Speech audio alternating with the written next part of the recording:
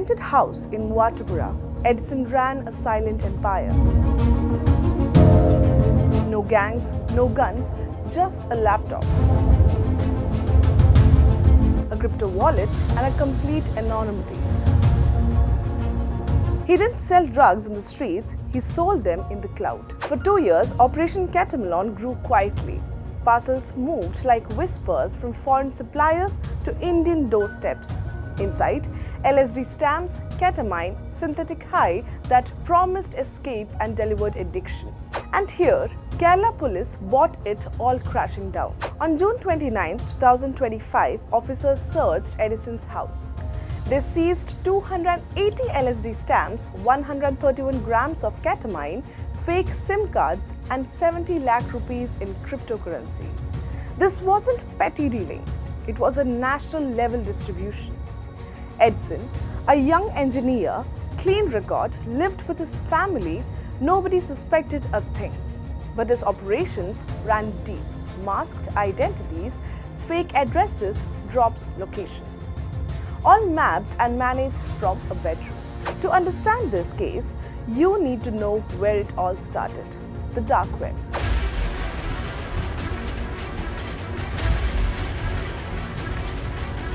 Think of the internet like a building. The ground floor is the surface web, Google, YouTube, Instagram. The basement? That's the deep web, private data banking systems. But go deeper still and you hit the foundation, the dark web. You need special software like Tor to get there. No search bars, no names, just aliases, hidden markets and untraceable traffic. Edison didn't use Bitcoin, he used Monero. While Bitcoin leaves a trail, Monero erases it. Every transaction comes with a fake addresses, mixed history, decoy transaction, tracking it like chasing smoke in a hall of mirrors. It gave Edison invisibility until it didn't. Well, Edison wasn't the first to run a drug empire from a laptop. Long before Ketamelon, there was a Silk Road, a Darknet marketplace shut down in 2013. But like a hydra, new sites kept rising. This hidden world began in the 1990s as a US military project for encrypted messaging. It became the Tor network, now a digital underground where drugs are sold like gadgets with users, reviews and doorstep delivery. Payments are in crypto, Bitcoin and Monero, making both the buyer and the seller nearly invisible. Edison was a local echo.